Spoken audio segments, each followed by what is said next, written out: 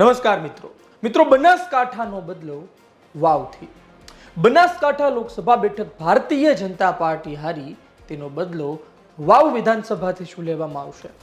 ભારતીય જનતા પાર્ટીમાં અંદરખાને ચર્ચા ચાલી રહી છે કે ગેનીબેન ઠાકોરના ગઢમાં જ ગાબડું પાડી બનાસકાંઠા લોકસભા બેઠક હાર્યા, તેનો બદલો લેવામાં આવશે। સામે ગેનીબેન ઠાકોરને પણ મોટા અણસાર છે। ફક્ત એક ભૂલ, જી હા મિત્રો, એક ભૂલ અને કામ તમામ, એક ભૂલ અને ખેલ સમગ્ર સામે આવશે। એક ભૂલ ને ગેમ તૈયાર। ગેનીબેન ઠાકોર કોંગ્રેસ એક ભૂલ કરશે ગુજરાત કોંગ્રેસના ઉમેદવારને લઈને અને પિક્ચર ક્લિયર હશે। ગેનીબેન ઠાકોર વાવ વિધાનસભાથી જીતતા રહ્યા, પરંતુ આજ વાવ વિધાનસભા આજે ખાલી પડી છે। ગેનીબેન ઠાકોર સાંસદ બન્યા, વાવ વિધાનસભામાંથી તેમણે રાજીનામું આપ્યું ધારાસભ્ય તરીકે, અને હવે ત્યાં પેટા ચૂંટણી થશે। આ પેટા ચૂંટણીમાં ભારતીય જનતા પાર્ટી અંદરખાને ખૂબ જ મહેનત કરી રહી છે અને ભારતીય જનતા પાર્ટીની મોટી બેઠક પણ મળવા જઈ રહી છે। જી હા, સોમવારના રોજ આ બેઠક મળવા જઈ રહી છે અને આ બેઠકમાં વાવ વિધાનસભા વિશે ચર્ચા કરવામાં આવશે। વાવ વિધાનસભા કઈ રીતે જીતી શકાય તે માટે ચર્ચા કરવામાં આવશે। ગેનીબેન ઠાકોરનો ચહેરો ગુજરાત સહિત દેશમાં મોટો થયો છે। આ ચહેરો મોટો થતો અટકાવવા, હજુ મોટો થાય તેને રોકી દેવા માટે ભારતીય જનતા પાર્ટી પગલાં ભરશે। ભારતીય જનતા પાર્ટીનો વિજય રથ તમામ બેઠકો જીતવાની હેટ્રિકની વાત રોકી દીધી છે ગેનીબેન ઠાકોરે, અને આજ ગેનીબેન ઠાકોર પાસે અત્યારે સૌથી મોટો પડકાર એ છે કે વાવ વિધાનસભા કોંગ્રેસને ફરી જીતાડવી।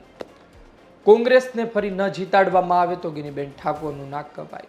ગેનીબેન ઠાકોરનો પહેલો પડકાર જ તેની માટે નાકામ સાબિત થાય, પરંતુ આજ ગેનીબેન ઠાકોર મહેનત કરી રહ્યા છે। તેને અણસાર છે કે એક ભૂલ પડશે અને ખેલ તમામ થશે। સામે ભારતીય જનતા પાર્ટી પણ મહેનત શરૂ કરી ચૂકી છે।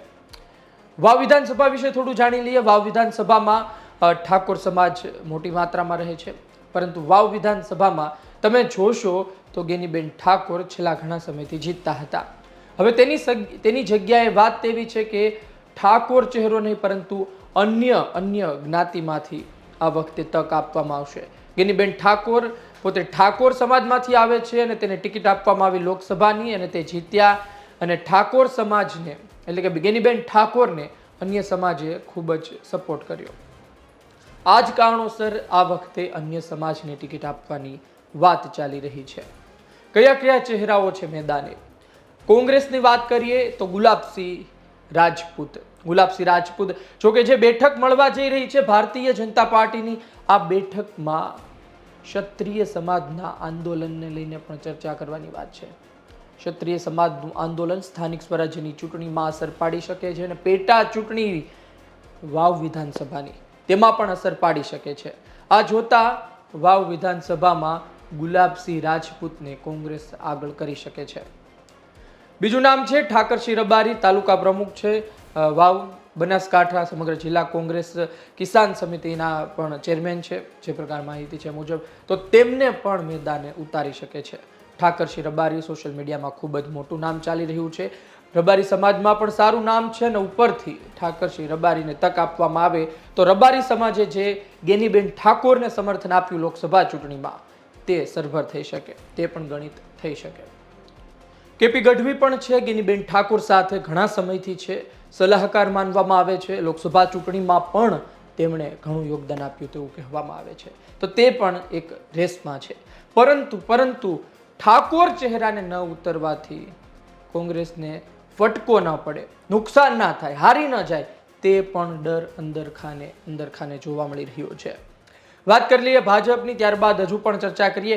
ભારતીય જનતા પાર્ટીમાંથી સ્વરૂપજી ઠાકોર, જે 2022માં ગેનીબેન સામે લડ્યા અને હારી ગયા, પરંતુ ટક્કર તો આપી હતી। આ સ્વરૂપજી ઠાકોર ફરી મેદાને ઉતરી શકે છે।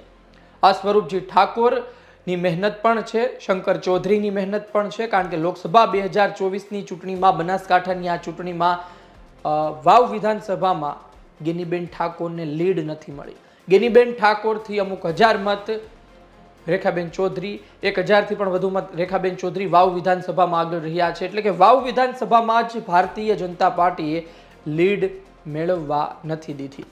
આ જોતા ભારતીય જનતા પાર્ટી સામે કોંગ્રેસને પણ ચિંતા જરૂરથી છે. સ્વરૂપજી ઠાકોરને ફરી મેદાને ઉતારી શકે છે. મુકેશજી ઠાકોર પણ ભારતીય જનતા પાર્ટીના જૂના અને જાણીતા નેતા છે. આની પહેલાની વિધાનસભા ચૂંટણીમાં તેઓ કામ કરી ચૂક્યા છે અને પક્ષને જીતાડવા માટે ખૂબ જ મહેનત કરી ચૂક્યા છે. તેને પણ ભારતીય જનતા પાર્ટી મેદાને ઉતારી શકે છે. એક થિયરી તેવી છે કે ઠાકોર ચહેરો જશે 99%, 1%માં ચૌધરી ચહેરો પણ સામે આવી શકે છે. શૈલેષ ચૌધરી, પરબતભાઈ ચૌધરીના પુત્ર. પરંતુ વાત એ છે કે શૈલેષ ચૌધરી પટેલે પરબતભાઈના પુત્રને મેદાને ઉતારતા ભારતીય જનતા પાર્ટી મોટી ભૂલ પણ કરી શકે છે. બનાસકાંઠા લોકસભા બેઠકમાં જે પરિણામ આવ્યું, જે સ્થિતિ સર્જાઈ, એ ફરી એક વખત વાવ વિધાનસભામાં સર્જાઈ શકે છે. આ તમામ વાત થઈ, પરંતુ હાલ તો ભારતીય જનતા પાર્ટી બદલો લેવા માટે વાવ વિધાનસભામાં સોગઠા ગોઠવી રહી છે. ગેનીબેન ઠાકોર પાસે સમય ઓછો છે. ગેનીબેન ઠાકોરને અન્ય કામ પણ વધી ચૂક્યા છે, પરંતુ તેમની પાસે જે સૌથી મોટો પડકાર અને પહેલો પડકાર છે એ કઈ રીતે ગેનીબેન ઠાકોર પાર પાડે છે તેના પર નજર રહેશે. વાવ વિધાનસભાથી ગેનીબેન ઠાકોર પરિચિત છે, તો સામે શંકર ચૌધરી પણ પરિચિત છે. પરંતુ શંકર ચૌધરી પણ પોતાની છબી વાવ વિધાનસભા સહિત ઠાકોર સમાજમાં કઈ રીતે સુધારે છે એ પણ મહત્વનું છે. જે પ્રકારે સમાચાર આવે છે મુજબ શંકર ચૌધરીની છબી ઠાકોર સમાજમાં ખૂબ જ ખરાબ થઈ ચૂકી છે.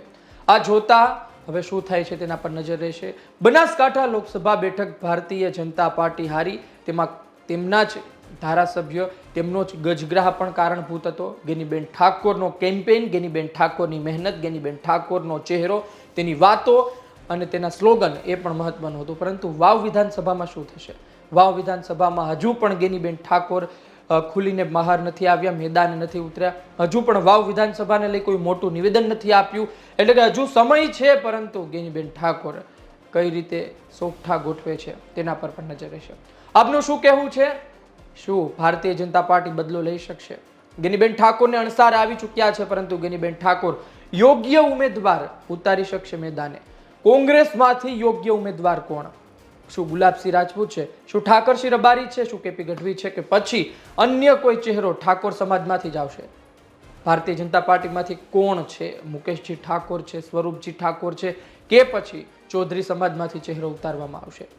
આ જેટલા નામ છે તેમાંથી કોઈ નવો ચહેરો આપના ધ્યાનમાં હોય તો કોમેન્ટ બોક્સમાં જરૂરથી લખજો. પરંતુ આપની નજરથી શ્રેષ્ઠ ઉમેદવાર કોણ છે કોંગ્રેસ અને ભાજપમાં તે લખજો. આપના કોમેન્ટની રાહ રહેશે. આ વિડીયો પસંદ આવ્યો કે નહીં તે પણ કહેજો. લાઈક શેર કરવાનું ચૂકતા નહીં. મને આપશો રજા. નમસ્કાર.